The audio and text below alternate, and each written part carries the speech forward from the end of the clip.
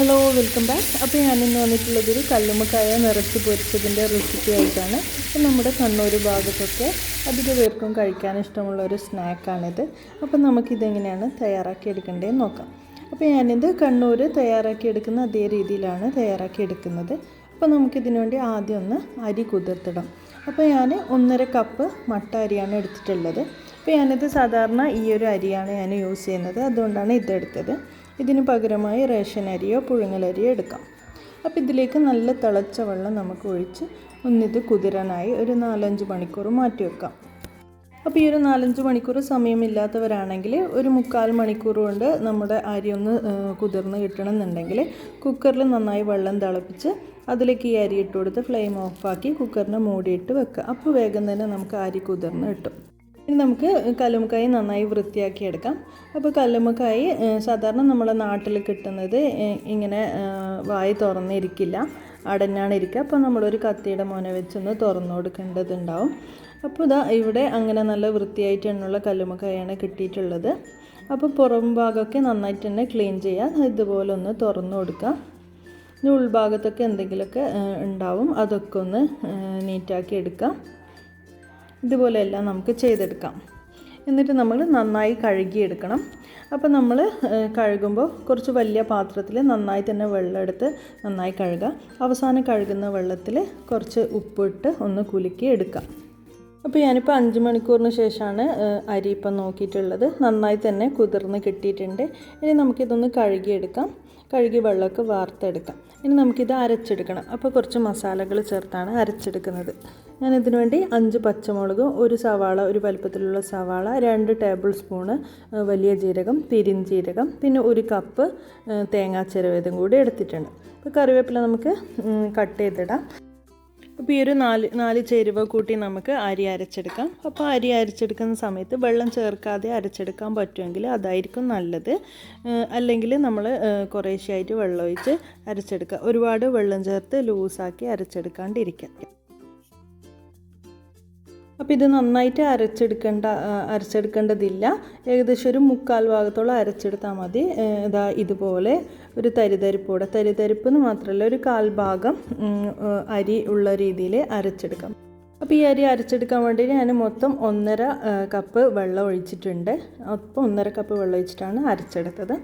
അപ്പോൾ ഇതിലേക്ക് 1/2 ടീസ്പൂണ് മഞ്ഞൾപ്പൊടിയും പിന്നെ കുറച്ച് കറിവേപ്പില ചെറുതായി മുറിച്ചതും ചേർത്ത് കൊടുക്കാം.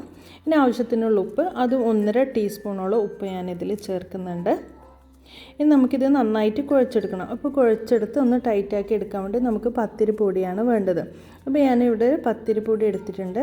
നമ്മൾ സാധാരണ പച്ചവെള്ളത്തിൽ കുഴച്ച് ചുടുന്ന അരിപ്പത്തിരി പൊടിയാണ്. അപ്പോൾ ഇത് ഞാൻ 1 കപ്പ് ഇട്ട് നന്നായി കുഴക്കുന്നുണ്ട്. അപ്പോൾ ഇനിയും വേണ്ടി വരും. അപ്പോൾ നന്നായിട്ട് നമുക്കിതൊന്ന് കുഴച്ച് നോക്കാം. വേണമെന്നുണ്ടെങ്കിൽ മാത്രം ചേർത്ത് കൊടുക്കാം. ഇനി ഇതിലേക്ക് വെള്ളമൊന്നും ചേർക്കേണ്ടതില്ല. ഈ ഒരു 1.5 കപ്പ് വെള്ളം ചേർത്തല്ല അരച്ചത്. അപ്പോൾ ആ ഒരു ഇതിൽ തന്നെ പൊടിയിട്ട് നമുക്ക് ടൈറ്റാക്കി കുഴച്ചെടുക്കണം. അപ്പോൾ ഈ ഒരു പൊടിക്ക് പകരം നമുക്ക് പച്ചരിപ്പൊടിയും ചേർക്കാം, പിന്നെ പത്തിരിപ്പൊടിയും നമുക്ക് ചേർക്കാം. ഇത് നമ്മുടെ പത്തിലിൻ്റെ പൊടിയാണ്. സാധാരണ കണ്ണൂർ നമ്മൾ പച്ചവെള്ളത്തിൽ കുഴച്ച് ചുടുന്ന പത്തിൽ പൊടിയാണ്. അപ്പോൾ നമുക്ക് ഒരു 1/2 കപ്പും കൂടി പൊടി ആവശ്യം വന്നിട്ടുണ്ട്. അതും കൂടി ചേർത്ത് കൊടുത്തിട്ടുണ്ട്. അപ്പോൾ നന്നായി തന്നെ കുഴച്ചെടുക്കാം. അപ്പോൾ നമുക്ക് ടൈറ്റ് ആയിക്കഴിഞ്ഞാൽ കുറച്ച് വെള്ളം ചേർത്ത് നമുക്ക് ലൂസാക്കി എടുക്കാം. അപ്പോൾ ഈ ഒരു 1.5 കപ്പ് ഇതിലേക്ക് പാകത്തിനുള്ളതായിട്ടുണ്ട്. അപ്പോൾ 1.5 കപ്പ് അരി, 1.5 കപ്പ് വെള്ളം, 1.5 കപ്പ് പൊടി എല്ലാം കൂടിയാണ് ഇതുപോലെ കുഴച്ചെടുത്തിട്ടുള്ളത്. അപ്പോൾ ഈ ഒരു കണക്കിന് നമുക്ക് കുഴച്ചെടുക്കാം. സാധാരണ നമ്മൾ പത്തിരി ചുടുന്ന അതേ രീതിയിലുള്ള മാവാക്കിയിട്ട് തന്നെയാണ് ഞാൻ ഇപ്പോൾ കുഴച്ചെടുത്തിട്ടുള്ളത്. ഇനി നമുക്കിത് നമ്മുടെ കല്ലുമ്മക്കായയിലേക്ക് നിറച്ച് കൊടുക്കാം.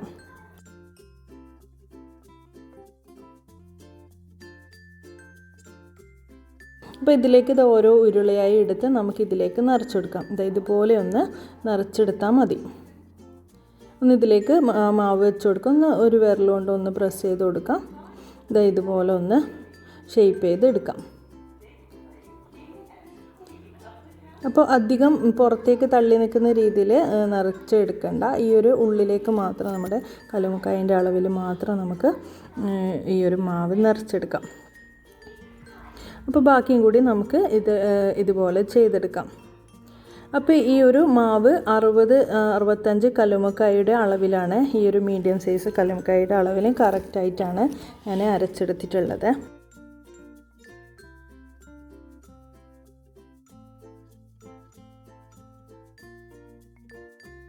അപ്പോൾ ഏകദേശം 1/4 ഭാഗത്തോളം ഞാൻ നിറച്ച് കഴിഞ്ഞിട്ടുണ്ട്. ഇനി നമുക്ക് ഇതൊന്ന് ആവിയിൽ വേവിച്ചെടുക്കണം. അപ്പോൾ ആദ്യം നമുക്കൊരു സ്റ്റീമറിൽ 1/4 ഭാഗത്തോളം വെള്ളം വെക്കണം. കല്ലുമ്മക്കായ്ക്ക് കുറച്ചുകൂടി ഒന്ന് വേവ് കൂടുതലായിരിക്കും ഈ മാവൊക്കെ നിറച്ചത് കൊണ്ട്. അപ്പോൾ സ്റ്റീമറിൽ 1/4 ഭാഗത്തോളം തന്നെ വെള്ളം വെക്കാൻ നോക്കുക, അല്ലെങ്കിൽ ചിലപ്പം വെള്ളം വറ്റി അടിക്ക് പിടിക്കാനുള്ള സാധ്യത ഉണ്ട്. അപ്പോൾ ഇതൊരു 1/4 മണിക്കൂർ നമുക്ക് വേവിച്ചെടുക്കേണ്ടി വരും. അപ്പോൾ ഇതുപോലെ നന്നായിട്ട് അടച്ച് മീഡിയം ടു ഹൈ ഫ്ലെയിമിലിട്ട് നമുക്ക് വേവിച്ചെടുക്കാം. അപ്പോൾ ഏകദേശം 45 മിനിറ്റിന് ശേഷം നമുക്ക് ഫ്ലെയിം ഓഫാക്കിയിട്ട് ഈ ഒരു മൂടി ഒന്ന് തുറന്ന് വെച്ച് കൊടുക്കാം. അപ്പോൾ ഈ ഒരു കല്ലുമ്മക്കായ് നന്നായിട്ട് നമുക്ക് ആറിക്കിട്ടണം. ഇനി നമുക്ക് കല്ലുമ്മക്കായൻ്റെ ചൂടാറുമ്പോഴേക്കും നമുക്കൊരു ബാറ്റർ തയ്യാറാക്കി എടുക്കണം. നമ്മുടെ കല്ലുമ്മക്കായ് മുക്കി പൊരിക്കാനുള്ള ബാറ്ററാണിത്. ഇതിലേക്ക് കുറച്ച് കറിവേപ്പിലയും പിന്നെ കുറച്ച് വെളുത്തുള്ളി ചതച്ചതും ഇട്ട് കൊടുക്കുന്നുണ്ട്. അതിൻ്റെ കൂടെ തന്നെ 2 ടേബിൾ സ്പൂൺ മുളക് പൊടി, എരിവുള്ളതാണെങ്കിൽ കുറച്ച് ചേർത്ത് കൊടുക്കാം. അപ്പോൾ 1/4 ടീസ്പൂണ് ഉപ്പും കൂടി ചേർത്ത് കൊടുത്തിട്ടുണ്ട്. ഇതിലേക്ക് 1/2 കപ്പ് ഞാൻ വെള്ളമൊഴിച്ചൊന്ന് മിക്സ് ചെയ്തെടുക്കുന്നുണ്ട്. അപ്പോൾ എരിവിനനുസരിച്ച് കൂടുതൽ എരിവ് വേണമെന്നുണ്ടെങ്കിൽ ഈ ഒരു തിക്ക് ബാറ്ററാക്കി എടുക്കാം. അപ്പോൾ എരിവ് കുറവ് വേണ്ടവർക്ക് കുറച്ച് ലൂസാക്കി എടുക്കാം. ഞാനിവിടെ 1/4 ഗ്ലാസ് വെള്ളം കൂടി ഒഴിച്ചൊന്ന് ലൂസാക്കി എടുക്കുന്നുണ്ട്. അപ്പോൾ നമുക്ക് ആവശ്യത്തിന് കല്ലുമ്മക്കായ് എത്രയാണോ ഫ്രൈ ചെയ്തെടുക്കേണ്ടത് ആ ഒരു കല്ലുമ്മക്കായ് ഇതുപോലെ തോടൊന്ന് അടർത്തിയെടുത്ത് നമുക്ക് ഈ ഒരു ബാറ്ററിലേക്ക് ഇട്ട് കൊടുക്കാം. അപ്പോൾ ഈ ഒരു കല്ലുമ്മക്കായ് ചൂടോടെയാണ് ഇതുപോലെ ചെയ്യുന്നുണ്ടെങ്കിൽ നമുക്ക് ഈ ഒരു കല്ലുമ്മക്കായുടെ കായൊന്നും ഈ ഒരു മാവിൽ പിടിച്ച് കിട്ടില്ല, ഈ ഓടിൽ തന്നെ ഉണ്ടായിരിക്കും. അപ്പോൾ നന്നായി ചൂടാറിയതിന് ശേഷം മാത്രം ഇതുപോലെ ഒന്ന് അടർത്തിയെടുത്ത് നമുക്ക് ഫ്രൈ ചെയ്തെടുക്കാം.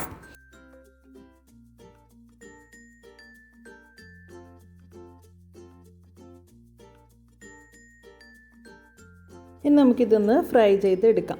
അപ്പോൾ ഞാൻ ഫ്രൈ ചെയ്യാൻ വേണ്ടിയിട്ട് ഒരു പാൻ അടുപ്പിൽ വെച്ചിട്ടുണ്ട്. ഇതിലേക്ക് ഞാനിപ്പോൾ സൺഫ്ലവർ ഓയിലാണ് ഒഴിച്ചു കൊടുക്കുന്നത്. ഇത് ഏകദേശം 5-6 ടേബിൾ സ്പൂൺ ഉണ്ടാവും. അപ്പോൾ ആ ഒരു കണക്കിനുള്ള ഓയിൽ ഒഴിച്ചു കൊടുക്കാം. അധികം കൂടുതലായിട്ട് ഓയിൽ ഒഴിച്ചു കൊടുക്കേണ്ട ആവശ്യമില്ല. ഇപ്പോൾ വെളിച്ചെണ്ണയാണ് എടുക്കുന്നുണ്ടെങ്കിൽ വെളിച്ചെണ്ണ ഒഴിച്ചു കൊടുക്കാം. ഇതുപോലെ കല്ലുമ്മക്കായ് ഈ ബാറ്ററിലോട്ട് ഒന്ന് മുക്കി നമുക്ക് ഓയിലേക്ക് ഇട്ട് കൊടുക്കാം. അപ്പോൾ ഒരു മീഡിയം ഫ്ലെയിമിലേക്ക് നമുക്കിതൊന്ന് പൊരിച്ചെടുക്കാം.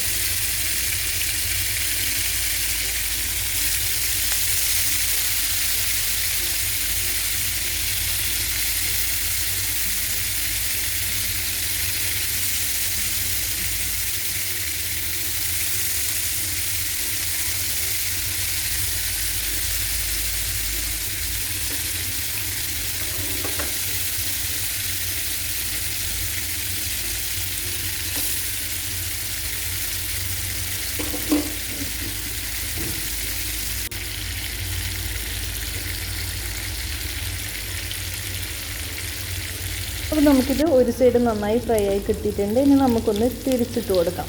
അപ്പോൾ ഈ ഒരു ഇതിലെല്ലാം തിരിച്ചിട്ട് കൊടുക്കാം. അപ്പോൾ ഈ ഒരു സൈഡും കൂടെ ആയതിനു ശേഷം 3 സൈഡും ഇതുപോലെ തന്നെ ചെയ്തെടുക്കാം.